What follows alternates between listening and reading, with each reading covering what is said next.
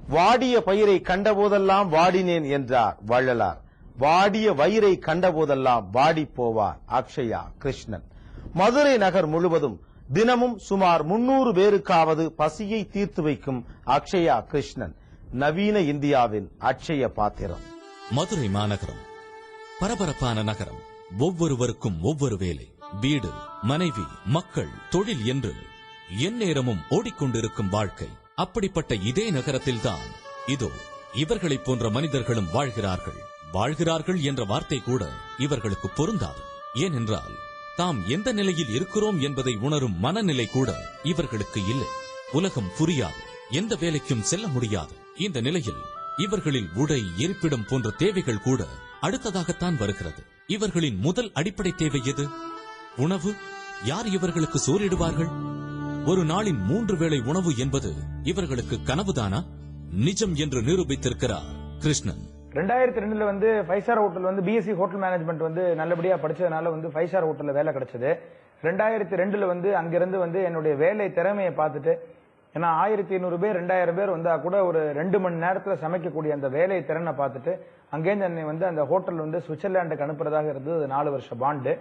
அப்ப எங்க அம்மா சொன்னாங்க, 4 வருஷ பாண்டு, நீ போனா திருப்பி வரத்துக்கு 4 இயர்ஸ் ஆகும், லீவ் கிடைக்காது, நீ மதுரைக்கு வந்துட்டு போன்னு சொல்லி சொன்னாங்க. அப்போ ஒரு வாரம் லீவ்ல மதுரைக்கு வந்த பொழுது நானே, எங்க அப்பா, அம்மா, என் தங்கச்சி 4 பேரும் கோயிலுக்கு போயிட்டு இருந்த பொழுது ஒரு வயசான பெரியவர் கொட்டாங்கச்சி எடுத்து திரும்பி உட்காந்து கக்கூஸ் போவாங்க இல்லையா, அந்த கக்கூஸை கையால பிடிச்சு அந்த பீன்னு சொல்லுவாங்க மனித நரகள், அந்த பீ எடுத்து சுண்டு வரலால் எடுத்து சாப்பிட்டுட்டு இருக்கக்கூடிய காட்சியை என் கண்ணால பார்த்த உடனே அப்படியே உடம்புல தலையில இருந்து கால் வரைக்கும் ரத்தம் அப்படியே சுண்டிருச்சு. கடவுளோ இயற்கையோ சக்தியோ எந்த பேர்ல வேணா வச்சுக்கலாம், அவங்க எனக்கு கொடுத்த ஆரோக்கியத்தையும் இந்த கொடுத்த கல்வியும் கொடுத்த இந்த உடம்பையும் காசுக்காக விற்கிறதுக்கு மட்டும்தானா?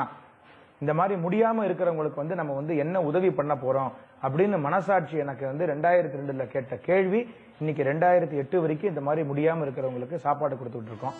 வாடிய பயிரை கண்ட போதெல்லாம் வாடினேன் என்று பாடினார் வள்ளலார்.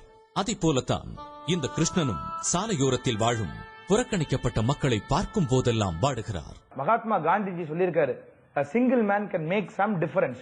ஒரு தனி மனிதன் ஒரு மிகப்பெரிய மாற்றத்தை உண்டாக்கலாம்னு சொல்லியிருக்காரு. அப்ப இன்னைக்கு இருக்கக்கூடிய யூத்ல தான், இன்னைக்கு இருக்கக்கூடிய யூத் கையில தான் இன்னைக்கு இந்த நாடே இருக்குன்னு எல்லாரும் சொல்றாங்க. நம்மளுடைய ஏபிஜே அப்துல் கலாம் சார் இந்தியா 2020 சொல்லியிருக்காரு. 2020 இந்தியாவை ஒரு பெரிய மாற்றத்தை கொண்டு வரலாம் அப்படின்னு சொல்லியிருக்காரு. வயசானவங்களால ஒரு அளவுக்கு தான் சப்போர்ட் பண்ண முடியும், ஆனா இளைஞர்களால இந்த நாட்டுக்கு உண்டான தேவைகளை அனைத்தையுமே மாற்ற முடியும் அப்படிங்கறது எனக்கு முழுமையான நம்பிக்கை இருக்கு. திரு கிருஷ்ணன் தலைவர், அக்ஷயா ட்ரஸ்ட், CNN IBN தொலைக்காட்சியும் ரிலையன்ஸ் நிறுவனமும் இணைந்து வழங்கிய ரியல் ஹீரோஸ் விருதை பெற்றார். ஆதரவற்ற முதியோரையும் மனநலம் குன்றியோரையும் தேடிச் சென்று 3 வேளையும் உணவளிக்கிறார். இந்த சாதனை தமிழருக்கு விஜய் டிவியின் முதல் வணக்கம். தமிழன் என்று சொல்லடா.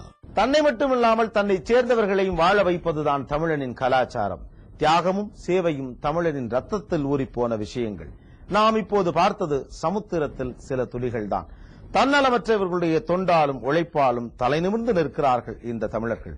நாளை உங்களது பெயரும் இந்த பட்டியலில் வரட்டும். சந்தனக் காற்று நம் ஜன்னலில் வீசட்டும். சரித்திரம் நாளை நம் சாதனை பேசட்டும். அனைவருக்கும் நன்றி.